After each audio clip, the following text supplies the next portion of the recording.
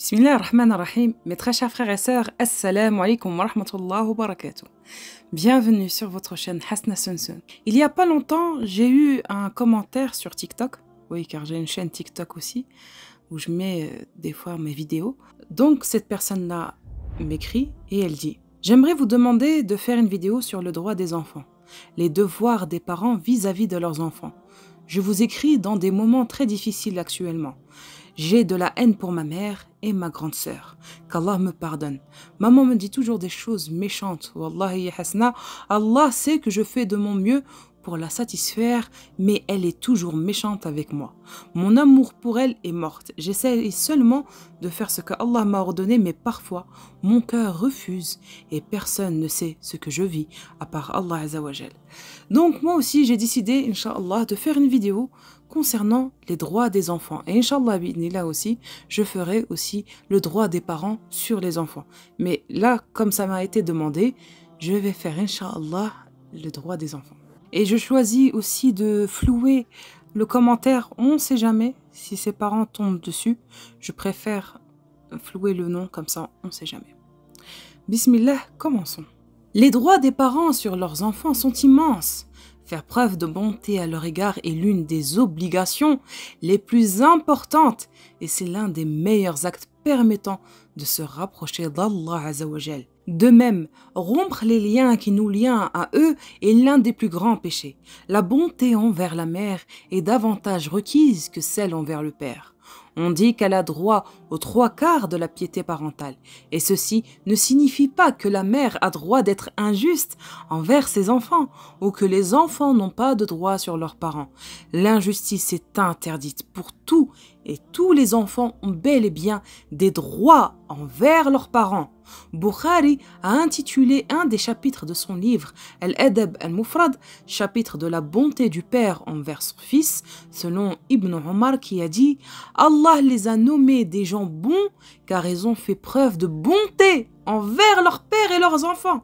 Et comme ton père a un droit sur toi, ton fils en a également un sur toi. » Fin de citation.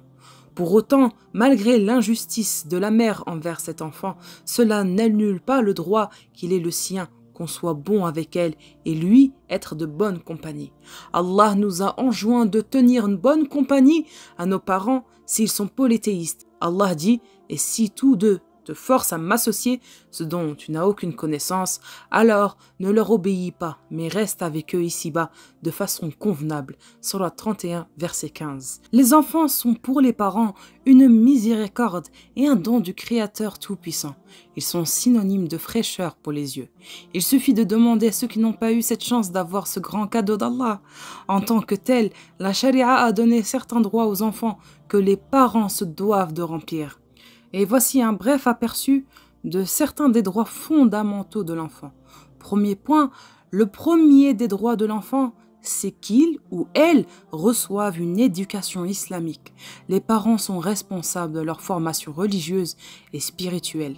Allah Azzawajal a dit « Ô vous qui croyez, préservez vos personnes et vos familles de l'enfer, qui se nourrit d'hommes et de pierres. » Ce verset-là indique clairement qu'un individu ne peut pas atteindre le salut dans l'au-delà en se contentant d'appliquer les lois de la charia sur lui-même, sans sauver la famille du feu de l'enfer. Au contraire, afin de se préserver du châtiment de l'au-delà, l'individu se doit de veiller à ce que ses enfants aient une éducation islamique correcte. À plusieurs reprises, nous avons observé des pères activement impliqués dans les questions religieuses, mais dont les enfants ne sont même pas au courant des principes de base de l'islam.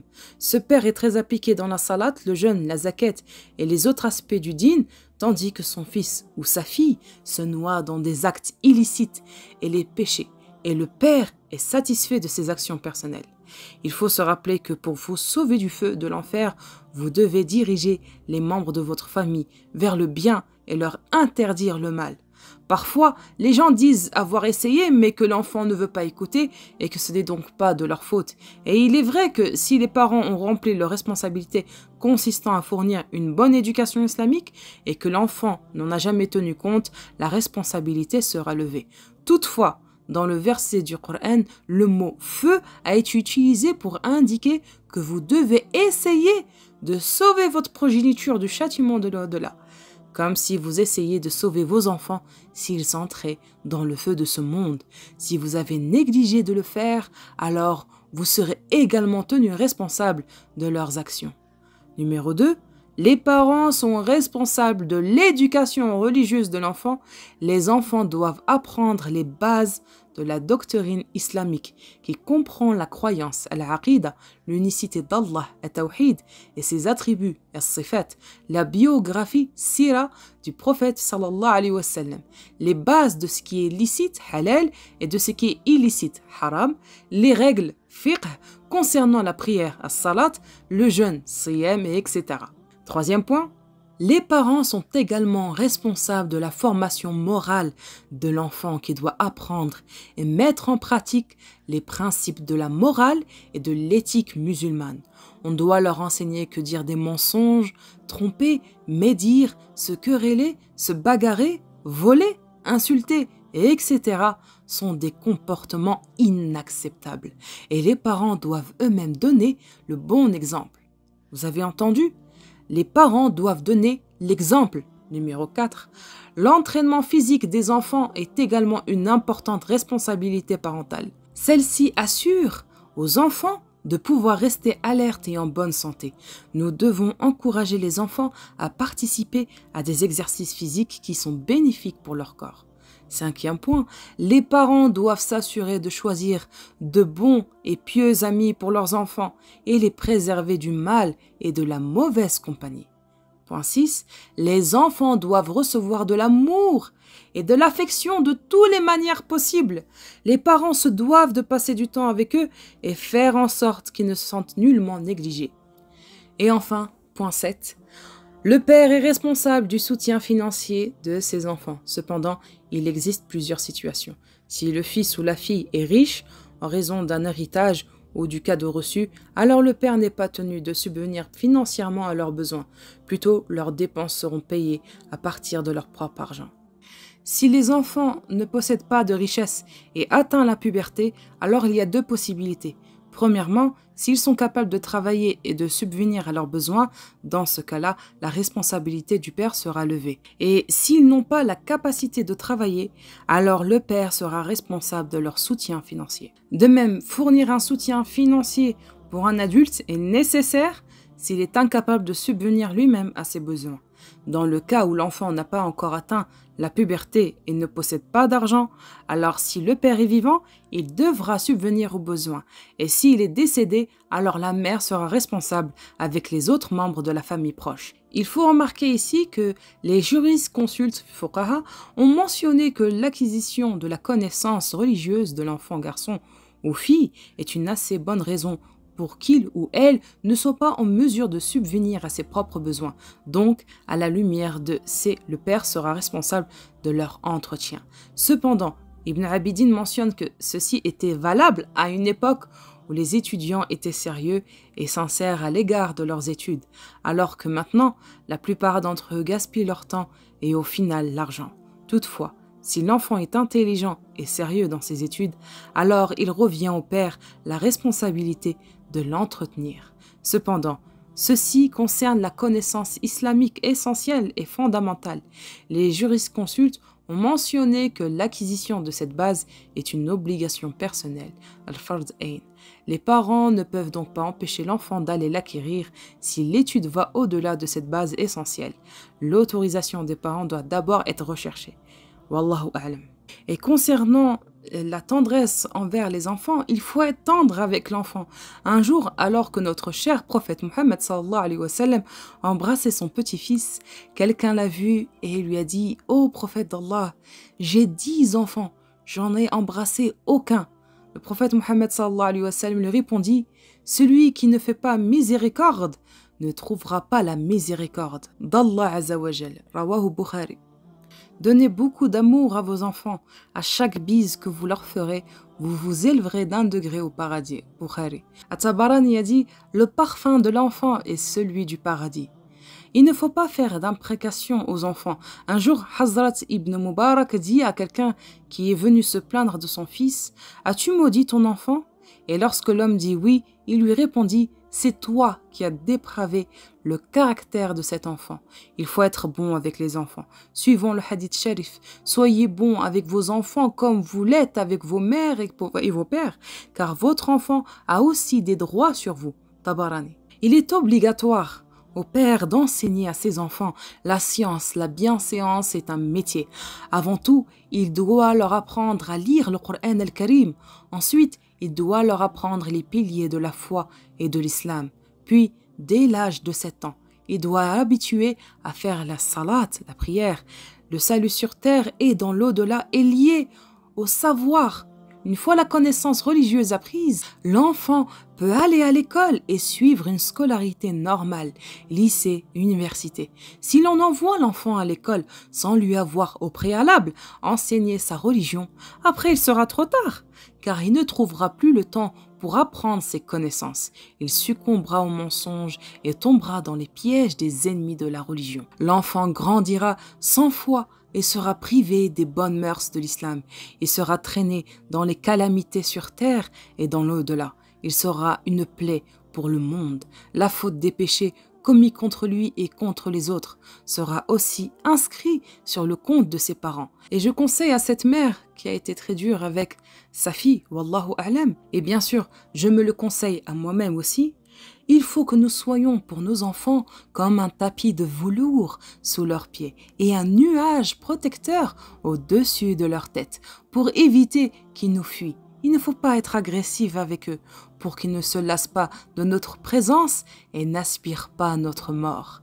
Il faut répondre positivement à leurs demandes respectables et chercher à les consoler lorsqu'ils sont tristes ou énervés. Il faut être juste envers les enfants. La mère ne doit pas ordonner à sa fille ou à son fils une chose qu'il pense que son fils ne le fera pas ou sa fille. Il ne faut pas entraîner son enfant dans la désobéissance en lui demandant une telle chose. Un homme pieux ne demandait jamais à rien à son fils. On lui demanda pour quelle en était la raison. Cet homme leur répondit: « Je crains que mon fils ne s'oppose à ma demande. Si je lui demandais quelque chose, s'il refusait, il serait voué à l'enfer. Et moi, je ne pourrais accepter que mon fils soit châtié dans les flammes de la géhenne. » Suivant le hadith.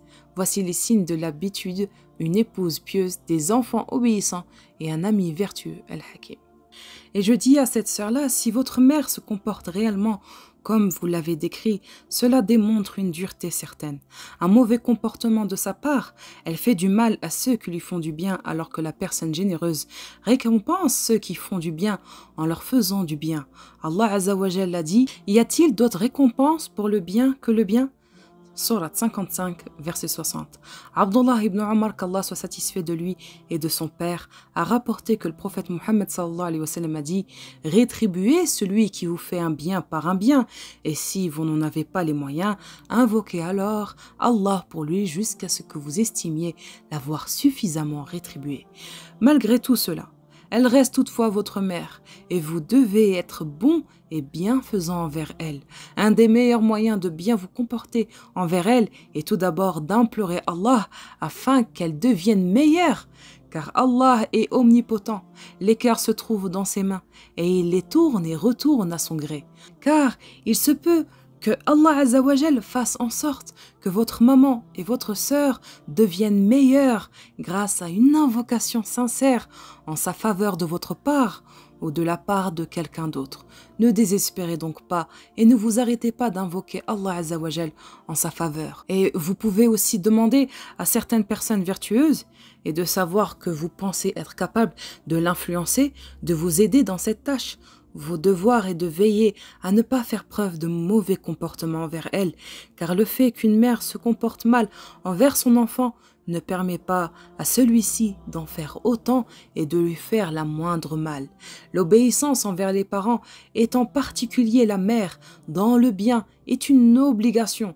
Toutefois, il n'est pas convenable pour la mère de rendre les choses difficiles à son enfant. C'est pourquoi les ulama restreignirent ce devoir d'obéissance à ce qui est bénéfique pour le parent et ne nuit en rien à l'enfant. Le cheikh al-Islam Ibn Taymiyyah rahimahullah, a dit « L'homme doit obéir à ses parents tant que ces derniers ne lui ordonnent pas quelque chose d'illicite, et cela même si ses parents sont des débauchés. » Tel est l'avis prévalent chez l'imam Ahmed. Cela concerne ce qui est l'air bénéfique et ne nuit pas.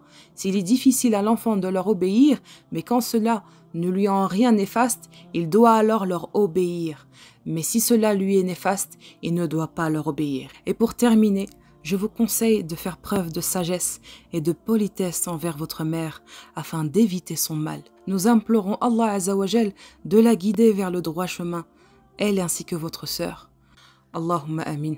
Dumtum fi ri'ayatillah wa amani. Wassalamu alaikum wa rahmatullahi wa barakatuh.